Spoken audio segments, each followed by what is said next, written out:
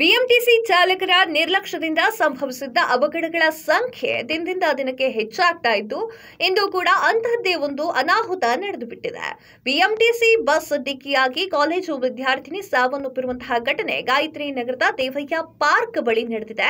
ಸ್ಕೂಟಿಗೆ BMTC bus ಡಿಕ್ಕಿ ಹೊಡೆದು ಖಾಸಗಿ ಕಾಲೇಜು ವಿದ್ಯಾರ್ಥಿನಿ ಸ್ಥಳದಲ್ಲೇ ಸಾವನ್ನಪ್ಪಿರುವಂತಹ ಘಟನೆ ಮಲ್ಲೇಶ್ವರ ಸಂಚಾರ ಪೊಲೀಸ್ ಠಾಣಾ ವ್ಯಾಪ್ತಿಯ ಹರಿಶ್ಚಂದ್ರ ಘಾಟ್ ಬಳಿ ಇಂದು ಬೆಳಿಗ್ಗೆ 8:30 ಸುಮಾರಿಗೆ ನಡೆದುಬಿಟ್ಟಿದೆ.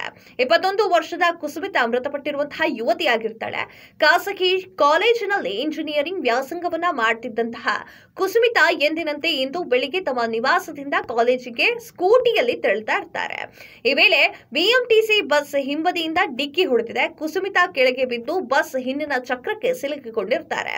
ಕೂಡಲೇ ಸ್ಥಳದಲ್ಲಿದ್ದವರು ಕುಸುಮಿತಾ ರಕ್ಷಣೆಗೆ ಬಂದಿದ್ದು ದುರಾದೃಷ್ಟವಶಾತ್ ವಿದ್ಯಾರ್ಥಿನಿ ಕುಸುಮಿತಾ ಸ್ಥಳದಲ್ಲೇ ಸಾವನ್ನಪ್ಪಿದ್ದಾಳೆ. ಅಪಘಾತ ಸಂಬಂಧ ಮಲ್ಲೇಶ್ವರಂ ಸಂಚಾರಿ ಪೊಲೀಸ್ ಠಾಣೆಯಲ್ಲಿ ಪ್ರಕರಣ ದಾಖಲಾಗಿದೆ. ಮಗಳನ್ನ ಕಳೆದುಕೊಂಡು ಕುಟುಂಬಸ್ಥರ ಆಕ್ರಂದನ ಮುಗಿಲು ಮುಟ್ಟಿಬಿಟ್ಟಿದೆ. ಮಲ್ಲೇಶ್ವರ ಸಂಚಾರಿ ಪೊಲೀಸ್ ಠಾಣೆಯಲ್ಲಿ ಪ್ರಕರಣ ದಾಖಲಾಗಿದೆ. ಬಿಎಂಟಿಸಿ ಚಾಲಕ ಘಟನೆಯ ನಂತರ ವಾಹನವನ್ನ ಅಲ್ಲೇ ಬಿಟ್ಟು ಪರಾರಿಯಾಗಿದ್ದಾನೆ. ಘಟನೆಯ ದೃಶ್ಯ ಸಿಸಿಟಿವಿಯಲ್ಲಿ ಸೆರೆಯಾಗಿದೆ.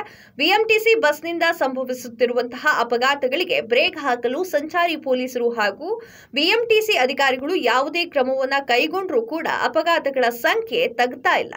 ಕಳೆದ ವರ್ಷ 2023ರಲ್ಲಿ ಬಿಎಂಟಿಸಿ ಬಸ್ ಅಪಘಾತಗಳ ಸಂಖ್ಯೆ 40ಕ್ಕೂ ಹೆಚ್ಚು ಜನರು ಸಾವನ್ನಪ್ಪಿದ್ದಾರೆ.